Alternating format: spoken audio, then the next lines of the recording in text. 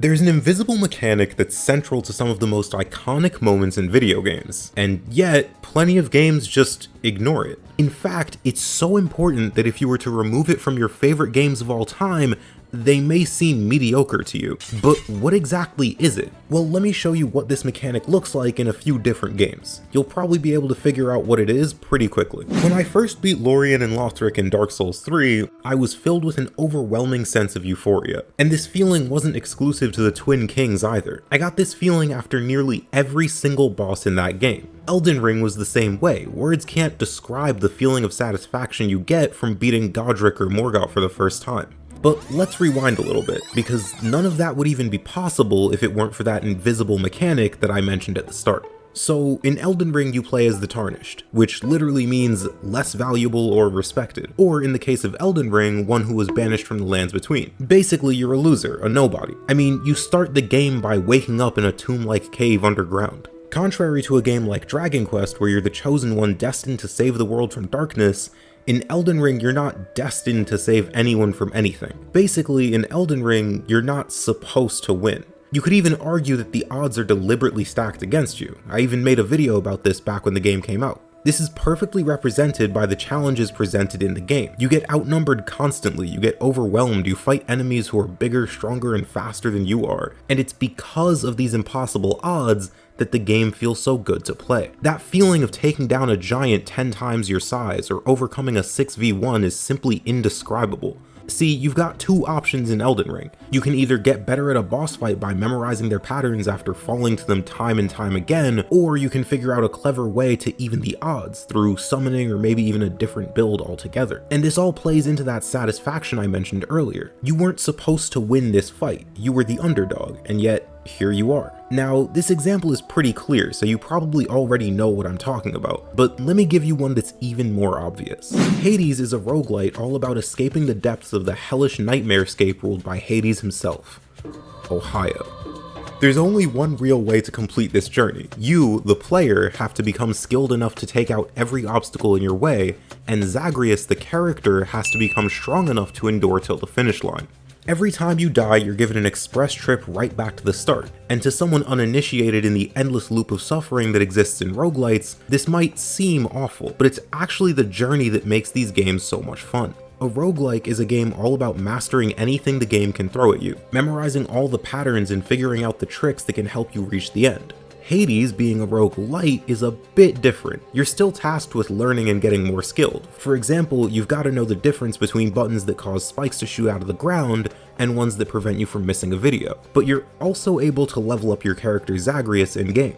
You gain new weapons, each with its own unique moveset and multiple variations. You also get Darkness, which is effectively just EXP you can use to increase certain stats and unlock new buffs to make each run just a bit more manageable. And those buffs are borderline necessary because this game doesn't pull any punches. Just starting the game feels overwhelmingly challenging, as it should, and you might not even be able to make it to the first boss on your initial run. At a glance, this seems like an impossible task. I mean, run through 4 different levels, beat hundreds of enemies, multiple bosses, some of which don't even fight one-on-one, and finally defeat the final boss, who's a bit of a spoiler so I won't show it. And all of this in one go. But once again, just like in Dark Souls and Elden Ring, once you finally pull it off, it feels amazing. It is genuinely a feeling that's impossible to replicate in games that don't do this. So at this point, it's probably pretty obvious what that mechanic I was talking about at the start is.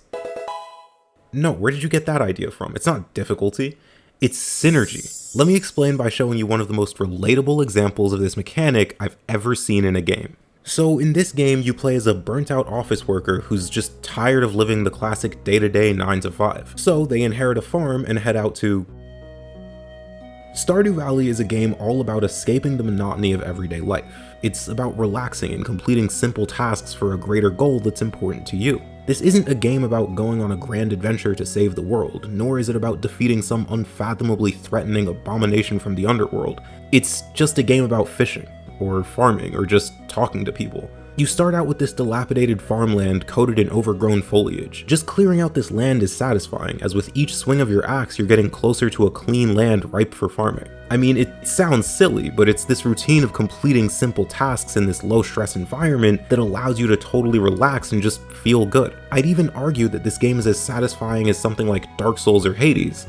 The satisfaction is just far more spread out than the single moments that define those games. This is where synergy comes in. See, this feeling of escaping your everyday life to relax and do something that just feels calming and meaningful is exactly what the character in the game is doing. That's what synergy is all about. In Elden Ring, the game doesn't tell me how weak I am. It doesn't tell me that a lowly Tarnished has no business becoming the Elden Lord. It shows me. Hades doesn't tell me how difficult it's going to be for Zagreus to defy the will of his father and escape the underworld. It could tell me that all the most powerful champions from history have tried and failed to do this very task, but they don't do that. They instead just toss me into this world and let me experience it for myself. It prevents me, the player, from leaving until I've worked at it and really proven myself, just like Zagreus. Lastly, in Stardew, you gain the exact feeling of relaxation and fulfillment that your character in-game experiences. This method of showing instead of telling, using player-character synergy can elevate a game to a totally new level, and it's an ability that's inaccessible by other mediums. Movies and books can show you a world, but only games allow you to actually be in that world, and they absolutely should take advantage of this ability, because if they don't, they may end up wasting the tremendous potential that this medium has. Anyway, when it comes to special games, there's this once-in-a-lifetime feeling that you get when playing them, and this video will show you exactly how to replicate that feeling.